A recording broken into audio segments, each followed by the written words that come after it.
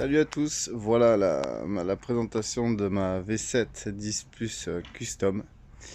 Donc comme je vous avais parlé dans l'ancienne vidéo, j'ai tout démonté, tout passé en après, pour ceux qui connaissent un peu la carrosserie, reponcer l'après et effectuer la mise en peinture avec un rouge flamme de chez Renault. Alors on va s'approcher un peu. Alors, les top blocks de chez Scooter Passion, je les ai pas trouvés ailleurs de toute façon, ainsi que l'amortisseur, le DNM 22, dont je vous ai fait la vidéo la dernière fois, chez Scooter Passion aussi. Voilà, alors pour ceux qui veulent faire pareil, tout se démonte, vraiment tout se démonte, à part deux pièces. Donc le marchepied, le petit marchepied où il y a 6 vis qui le tiennent en fait là-dessous. Et j'avais vu en fait dans des anciennes vidéos qu'il y avait des infiltrations d'eau par le biais des vis justement qui tenaient ça. Et quelqu'un disait que c'était bien, ça aurait été bien de mettre ou du joint ou enfin quelque chose qui fasse étanchéité. Je pense qu'ils en ont mis parce que j'ai essayé de démonter une vis et j'ai cassé la tête, donc j'ai vite arrêté.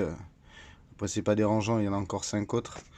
Mais voilà, j'ai dû tout faire en cachant la trottinette et en faisant ça sur place. Après, petite modif, donc moi j'ai pas voulu mettre des grosses rondelles qu'ils mettent sur les decks. Je trouve ça, c'est pas que je trouve ça pas joli, je trouve ça joli, mais je trouve ça gênant au niveau des pieds. Enfin, je veux dire, le deck est déjà pas hyper large. Donc franchement, je préfère largement, je trouve que c'est plus fini, c'est plus discret.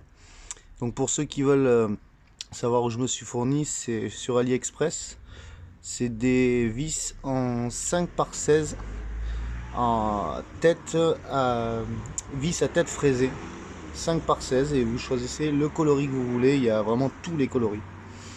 Après j'ai petite modif, je sais pas si vous remarquez, le garde-boue arrière est vachement plus relevé que l'origine qui est vraiment à ras de la roue et qui justement enfin niveau design j'aimais pas trop, donc j'ai refabriqué des pattes en ferraille. Bon là il n'y a pas de tuto, hein, je les ai fait enfin j'ai passé du temps pour donner une inclinaison un peu différente au garde-boue arrière pour que ça fasse plus agressif quoi.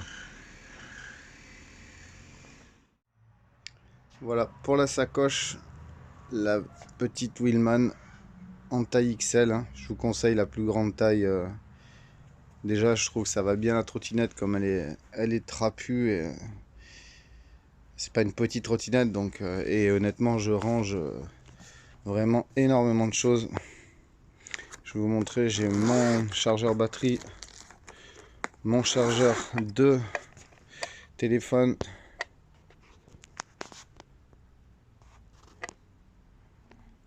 plus encore au-dessous j'arrive à rentrer les petites clés d'origine au cas où on a quelque chose à revisser.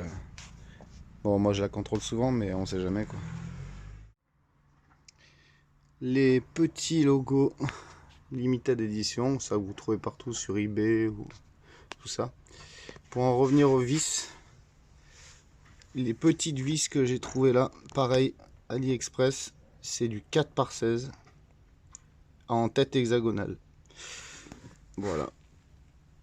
Après, les garde-boue en lisse, noir lisse. Donc pareil, hein, à poncer, à prêter, reponcer l'après et peindre.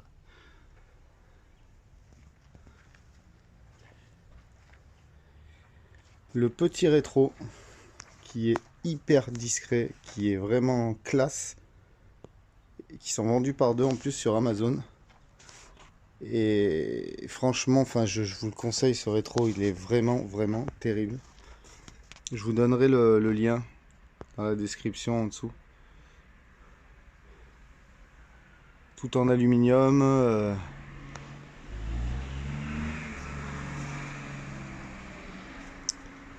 Et cette pièce-là, voilà, ne se démonte pas. Impossible de dévisser. Donc j'ai dû, pareil, j'ai dû cacher tout le tour hein, et j'ai peint ces deux pièces, celle-là ainsi que le marchepied derrière. Voilà pour ce qui est de la petite modif. J'espère que ça vous plaira de voir qu'on peut customiser sa trotte. Surtout sur celle-là, honnêtement, j'avais la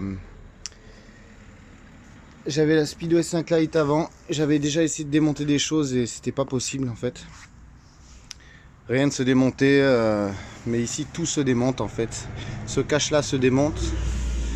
Le truc rouge, enfin le plastique rouge où on voit les arêtes rouges se démontent.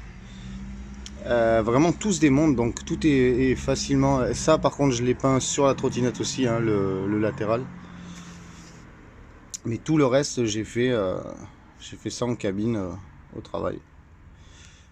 Et voilà, la présentation de ma V7 10 Plus est finie. Donc j'espère que ça vous a plu, que ça vous aura appris des choses aussi de ce qui est possible de faire et de démonter, d'où commander certaines pièces, tout ça. Si vous avez des questions, que vous voulez personnaliser la vôtre, et n'hésitez pas à m'envoyer des mails à techandtrot@gmail.com, je me ferai un plaisir de vous répondre.